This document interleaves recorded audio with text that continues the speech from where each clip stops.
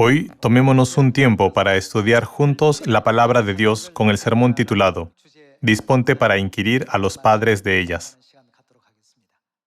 ¿Qué aprendieron nuestros antepasados de la fe y todas las demás generaciones del Antiguo y Nuevo Testamento durante su vida de la fe?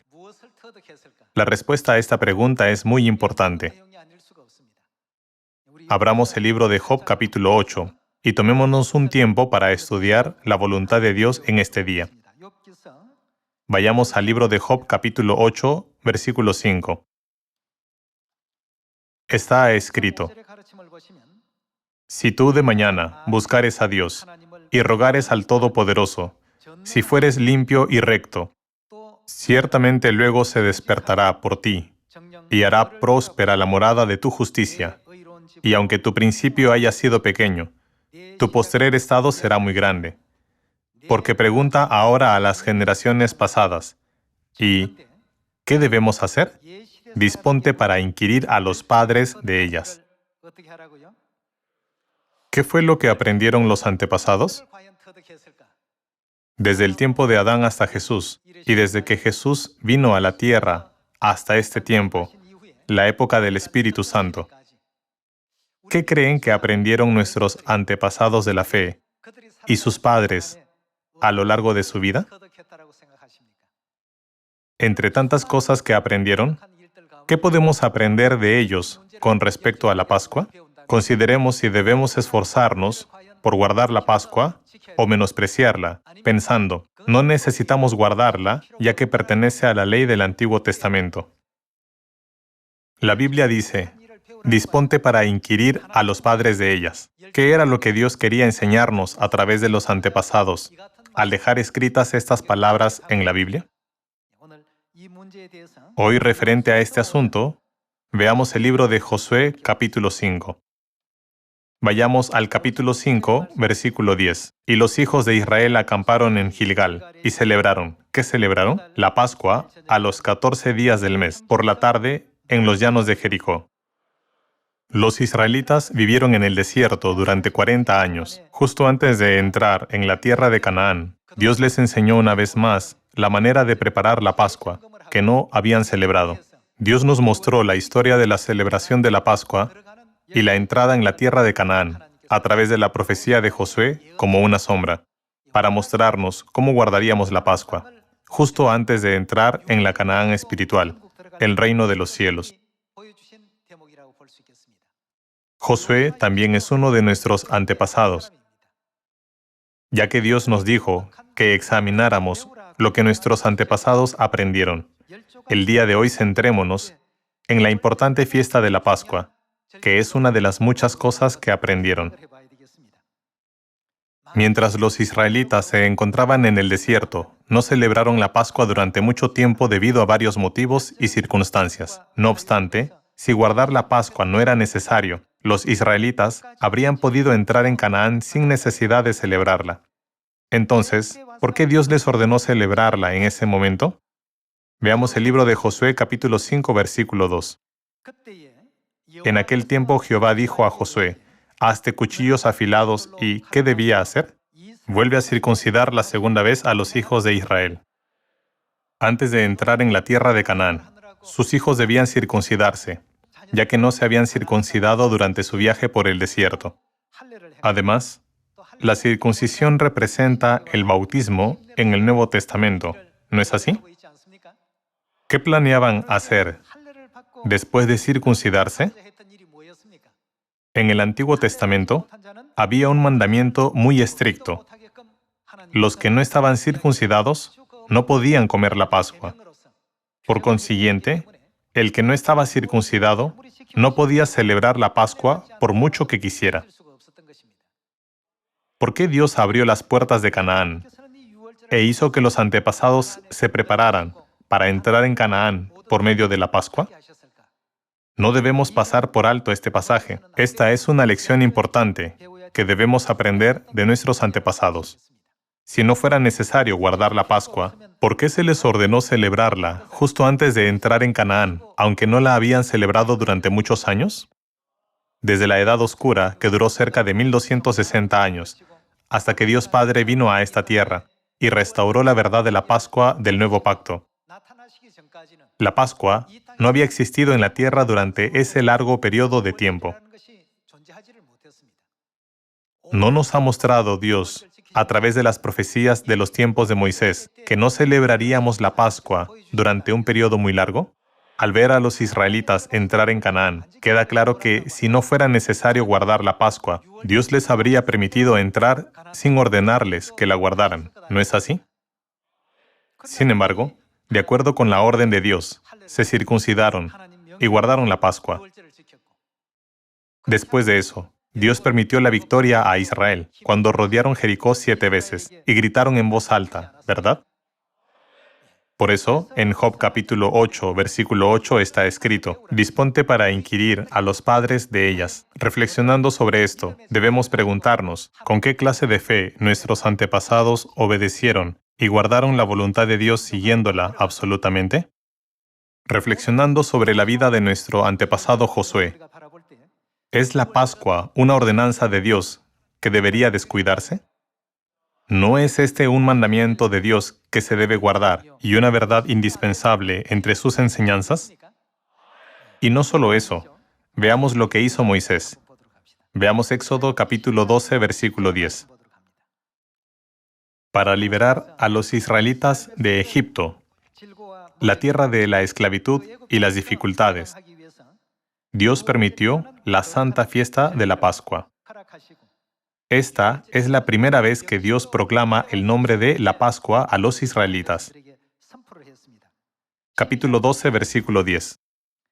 Ninguna cosa dejaréis de él hasta la mañana, y lo que quedare hasta la mañana lo quemaréis en el fuego, y lo comeréis así, ceñidos vuestros lomos, vuestro calzado en vuestros pies, y vuestro bordón en vuestra mano, y lo comeréis apresuradamente. ¿Qué fiesta es? La Pascua de Jehová. Pues yo pasaré aquella noche por la tierra de Egipto, y heriré a todo primogénito en la tierra de Egipto, así de los hombres como de las bestias, y ejecutaré mis juicios en todos los dioses de Egipto, yo Jehová. Y la sangre os será por señal en las casas donde vosotros estéis, y veré la sangre. ¿Y qué hará? Pasaré de vosotros. Dios les ordenó que pusieran la sangre del cordero en los 2 postes y en el dintel de las casas. Y veré la sangre del cordero, y pasaré de vosotros. Y no habrá en vosotros plaga de mortandad cuando hiera la tierra de Egipto. Y este día os será. ¿Qué debían hacer en ese día? ¿De quién era esta orden? Esto es lo que Dios pidió y ordenó a los antepasados. Y este día os será en memoria, y lo celebraréis como fiesta solemne para Jehová. ¿Durante cuánto tiempo? Durante vuestras generaciones. Por estatuto perpetuo lo celebraréis, la Pascua. Gracias al poder de la Pascua, los israelitas pudieron quitarse el yugo que los había esclavizado cerca de 400 años en Egipto. Josué pudo entrar en la primera ciudad de Canaán, donde fluía leche y miel, solo después de celebrar la Pascua. ¿No nos enseña la Biblia que la gran obra de Dios siempre coincide con la Pascua? Cada vez que la grandiosa obra de Dios tiene lugar, el poder de la Pascua está presente. ¿Qué guardaron siempre todos los antepasados de la fe conforme a los mandamientos de Dios? Guardaron la Pascua. Sin embargo, la controversia de la Pascua se llevó a cabo incluso antes de que la Pascua fuera abolida en el año 325 después de Cristo. La controversia se debatió en la primera, segunda y tercera etapa con el propósito de abolir la Pascua. Cada vez que surgía una controversia de la Pascua, la Iglesia de Occidente ponía una excusa y alegaba lo siguiente: es necesario modificar la fecha por el asunto del día de resurrección. No obstante, la Iglesia de Oriente siempre enfatizó de la siguiente manera: guardamos la Santa Pascua el día 14 de Nisán, tal como el apóstol Juan y todos los apóstoles nos transmitieron por parte de nuestro Señor. Esto forma parte de la historia de la Iglesia cristiana. Ya que la Iglesia de Occidente no logró su propósito ni en la primera ni en la segunda controversia, el emperador Constantino presidió el Concilio de Nicea en el año 325 después de Cristo y jugó un papel decisivo en la destrucción de la verdad de la Pascua utilizando su autoridad como emperador. La Santa Pascua de vida de Dios es algo que nunca debe desaparecer. Si observamos la profecía de los 40 años de los israelitas en el desierto, primero celebraron la Pascua cuando salieron de Egipto, y luego celebraron la Pascua en su segundo año en el desierto. Después de eso no hay ningún escrito de que celebraran nuevamente la Pascua. Sin embargo, justo antes de entrar en la tierra de Canaán, celebraron la Pascua y finalmente entraron en la tierra de Canaán. Ahora estamos viviendo en una época como en el tiempo en que Josué celebró la Pascua justo antes de entrar en la tierra de Canaán. La Pascua se había perdido durante mucho tiempo en la época de la Edad Oscura. Fue nuestro Padre Cristo Ansanjón quien restauró la Pascua y nos ordenó guardarla. En su primera venida dijo, «Esto es el nuevo pacto». Él permitió el pan y el vino de la Pascua a la humanidad diciendo, «Esto es mi carne y esto es mi sangre». Él enseñó e hizo comprender claramente a sus hijos que la Pascua es la santa carne y sangre de Dios. ¿Por qué lo hizo? ¿Por qué la Pascua se convirtió en una ordenanza tan importante para los que creen en Dios? Dios no nos dice, haz esto o haz aquello sin ninguna razón. Siempre hay una razón definida. Por eso, la Biblia nos dice que aprendamos de lo que hicieron nuestros antepasados. Sin embargo, no debemos aprender a adorar ídolos. Dios no nos dijo que aprendiéramos tales cosas, ¿verdad? Dios nos ordenó que aprendiéramos de la historia de aquellos a quienes Dios bendijo, por guardar correctamente sus estatutos, ordenanzas y leyes. No nos dio esas enseñanzas por medio de nuestros antepasados para que nos diéramos cuenta una vez más de la importancia de la Pascua. ¿Por qué la Pascua es tan valiosa para nosotros? Confirmémoslo una vez más en el libro de Juan, capítulo 6. Veamos el libro de Juan, capítulo 6, versículo 53. Jesús les dijo, de cierto os digo, si no coméis la carne del Hijo del Hombre y bebéis su sangre, no tenéis vida en vosotros. El que come mi carne y bebe mi sangre, ¿qué tiene? Vida eterna. Y yo le resucitaré en el día postrero, porque mi carne es verdadera comida, y mi sangre es verdadera bebida. El que come mi carne y bebe mi sangre, en mí permanece, y yo en él. Como me envió el Padre viviente, y yo vivo por el Padre, asimismo el que me come, él también vivirá por mí. Aquí Jesús dijo, si no comen la carne del Hijo del Hombre y beben su sangre, no tienen vida en ustedes. Si hacen esto, tendrán vida. ¿Cómo podemos cumplir su voluntad? Todo está contenido en la verdad de la Pascua. Dios dejó escrito esto para nosotros como el nuevo pacto en los evangelios de Mateo, Marcos, Lucas y Juan. Entre estos, veamos una escena en el evangelio de Mateo. En cuanto a la ordenanza de la Pascua, ¿por qué los antepasados la consideraron como algo tan importante? ¿Y por qué Dios mismo vino a esta tierra en la carne para que nunca nos olvidáramos de la Pascua? Sin duda, debe haber una razón. Capítulo 26, versículo 17. El primer día de la fiesta de los panes sin levadura, vinieron los discípulos a Jesús diciéndole, ¿dónde quieres que preparemos para que comas la Pascua? Y él dijo, id a la ciudad a cierto hombre, y decidle, el maestro dice, mi tiempo está cerca, en tu casa celebraré. ¿Qué iba a celebrar? La Pascua con mis discípulos. Jesús mismo guió la Pascua y la guardó como ejemplo para nosotros.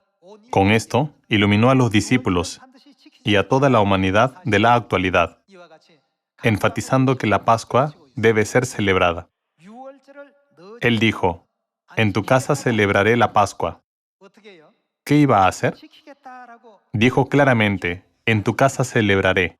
En tu casa celebraré la Pascua con mis discípulos. Y los discípulos hicieron como Jesús les mandó, y prepararon la Pascua. Entonces, ¿qué cosas preciosas ha reunido Dios dentro de la Pascua? Veamos el versículo 26. Y mientras comían, tomó Jesús el pan, y bendijo y lo partió, y dio a sus discípulos, y dijo, tomad, comed, esto es, ¿qué es? El pan de la Pascua es mi cuerpo. Y tomando la copa, ¿qué contenía? Tomando la copa que contenía el vino de la Pascua, y habiendo dado gracias, les dio diciendo, bebed de ella todos, porque ¿de quién es la sangre? Esto es mi sangre del nuevo pacto, que por muchos es derramada, para remisión de los pecados. En la Biblia está escrito de la siguiente manera, la sangre del nuevo pacto. A través de todo esto, ¿no nos dice Dios dónde es que hizo y selló esta promesa con su carne y su preciosa y santa sangre? El pan de la Pascua es mi cuerpo. El vino de la Pascua es mi sangre. Si no comen la carne del Hijo del Hombre y beben su sangre, no tienen vida en ustedes. Cuando coman y beban, tendrán vida eterna. Hay muchas fiestas entre las 7 fiestas de 3 tiempos. ¿Por qué puso Dios esta promesa en la fiesta de la Pascua?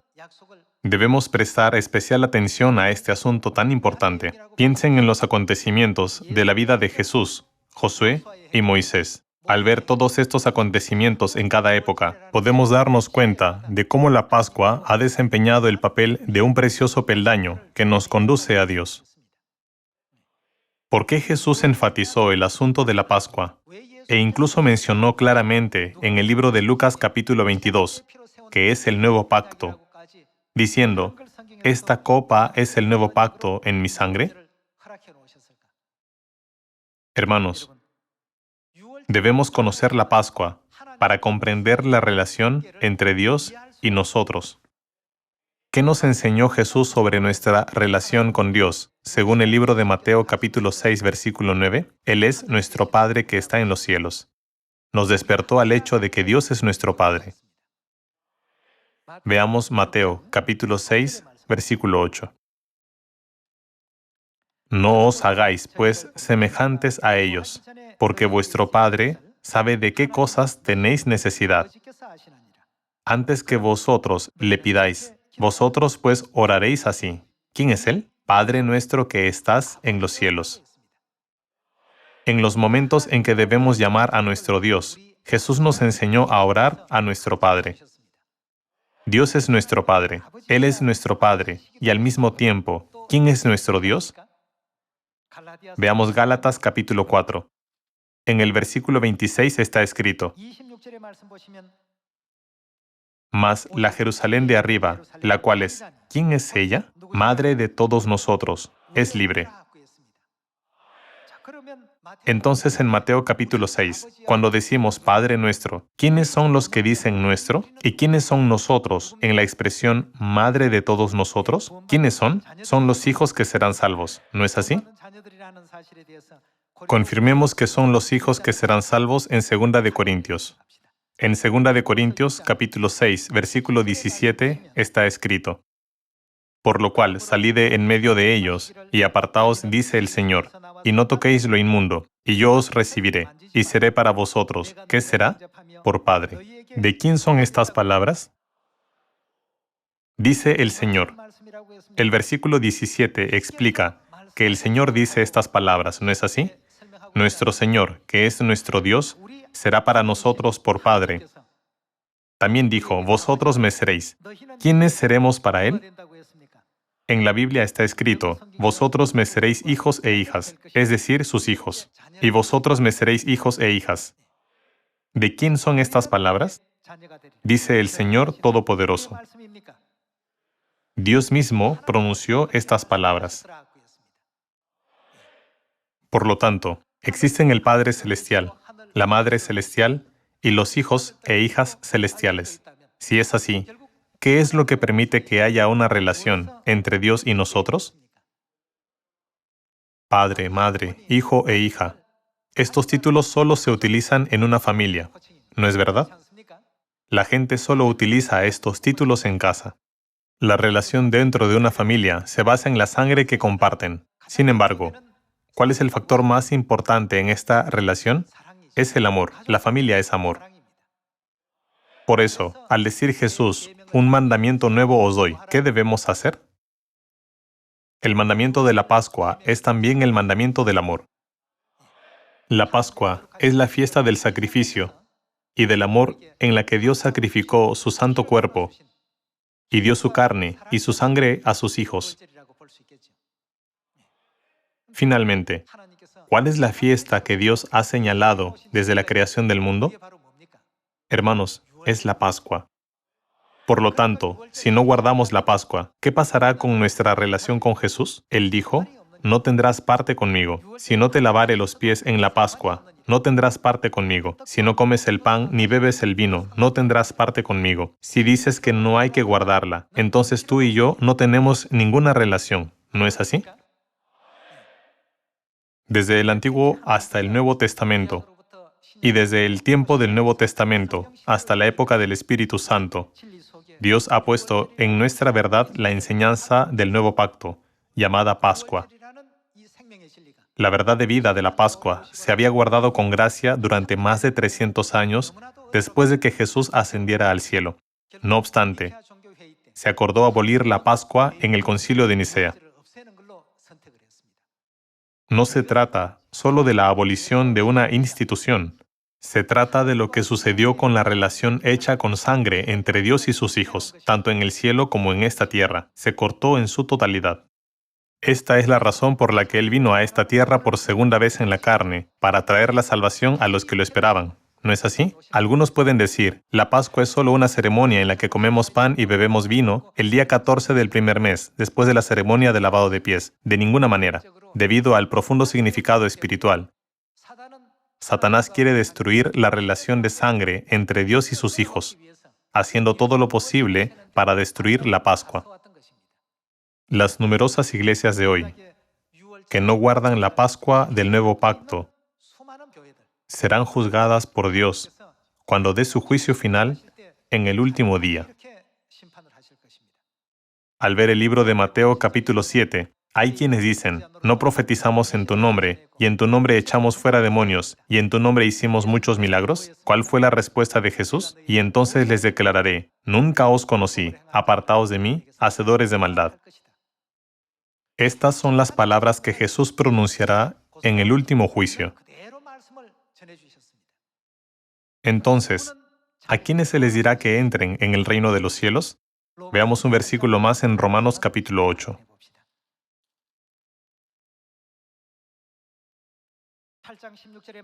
En el capítulo 8, versículo 16 está escrito, el Espíritu mismo da testimonio a nuestro espíritu de que somos hijos. ¿De quién? De Dios. ¿Con qué testificará que somos hijos de Dios? La presencia del Espíritu Santo de Dios en nosotros será una prueba. ¿Qué más hay en nosotros que Dios ha prometido? ¿Acaso no tenemos el pan y el vino de la Pascua y la santa promesa de Dios del nuevo pacto? Tenemos la carne y la sangre de Dios. ¿Cómo podemos tener la carne y la sangre de nuestros padres sin ser sus hijos? Es imposible. Hoy en día, por mucho que algunos se empeñen en negarlo, la prueba de ADN demuestra de forma indiscutible quiénes son sus padres. Sin embargo, ¿qué hace el Dios omnisciente y omnipotente, que es más exacto y preciso que una prueba de ADN? Dios mismo testifica que somos sus hijos.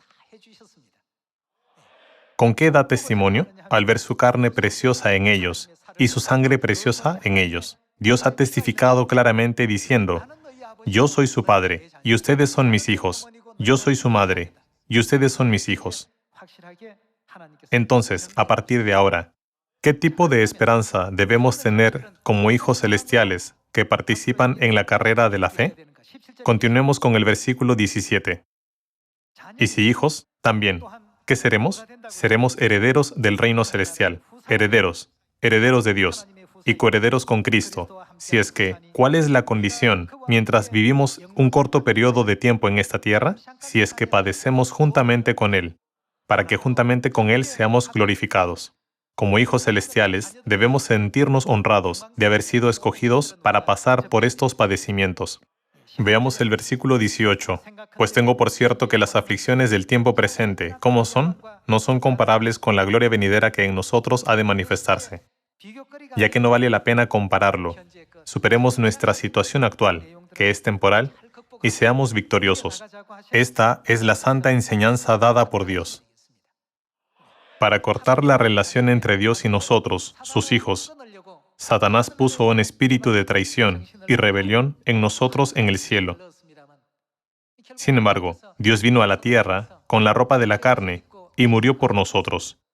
Él mismo educó a sus hijos, enseñándonos que nuestro Padre y nuestra Madre trajeron la verdad del nuevo pacto de vida a través de la Pascua. Dios nos está guiando al reino de los cielos, permitiéndonos conocer todos estos misterios del cielo. El Padre restauró todas las leyes de la verdad que habían sido destruidas y abolidas, y proclamó la ley de Sión por la que podemos ser salvos. Debemos poner en práctica todas estas enseñanzas y obedecer con gracia el camino del Padre y el camino por el que la Madre nos guía, trabajando diligentemente con alegría. Busquemos un versículo más. Vayamos al versículo 12. Así que, hermanos, deudores somos, no a la carne, para que vivamos conforme a la carne. Porque si vivís conforme a la carne, ¿qué ocurrirá? Si los hijos celestiales, que heredan la preciosa sangre de Dios y su santo cuerpo, viven conforme a la carne, ¿cuál será el resultado? Moriréis. Mas si por el Espíritu hacéis morir las obras de la carne, viviréis. Porque todos los que son guiados por el Espíritu de Dios, estos son hijos de Dios. Pues no habéis recibido el espíritu de esclavitud, para estar otra vez en temor, sino que habéis recibido el espíritu de adopción, por el cual clamamos, Abba, Padre. El Espíritu mismo da testimonio a nuestro espíritu de que somos hijos de Dios. ¿Con qué da testimonio? En el libro de 1 de Juan capítulo 5 está escrito, si recibimos el testimonio de los hombres, mayor es el testimonio de Dios. Y este es el testimonio que Dios nos ha dado. ¿Qué nos ha dado Dios? La prueba es que tenemos la vida eterna. Si no somos hijos de Dios, no podemos llevar el gen de la vida eterna. Hermanos, ¿qué han aprendido hoy de los antepasados? Debemos guardar la Pascua. ¿Por qué nos dijo Dios que la guardáramos?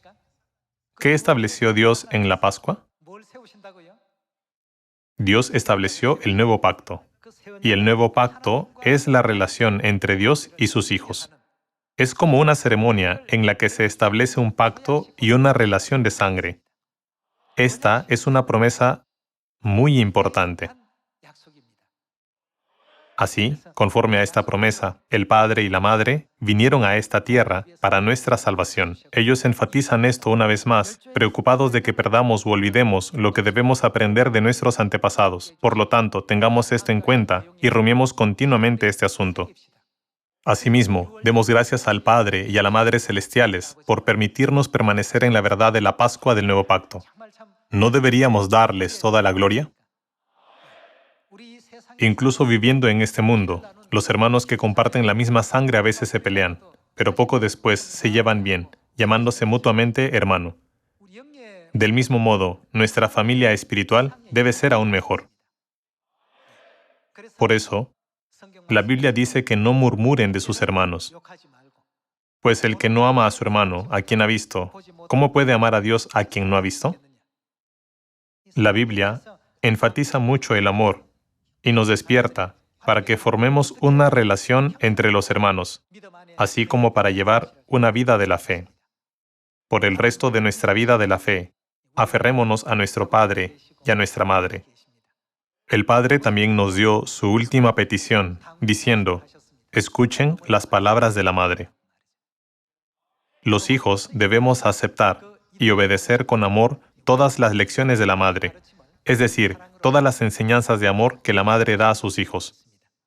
Así como el Padre y la Madre son seres eternos, nos han concedido la vida eterna y la inmortalidad, para que podamos reinar por los siglos de los siglos en un mundo donde no hay muerte. Comprendamos la voluntad de Dios, que nos ha concedido este glorioso ministerio y sus deberes. Así podremos vivir en una hermosa unidad con nuestros hermanos donde quiera que ellos nos guíen. Haciendo así, espero que todos los miembros de la familia de Sion entren en el eterno reino de los cielos. Muchas gracias.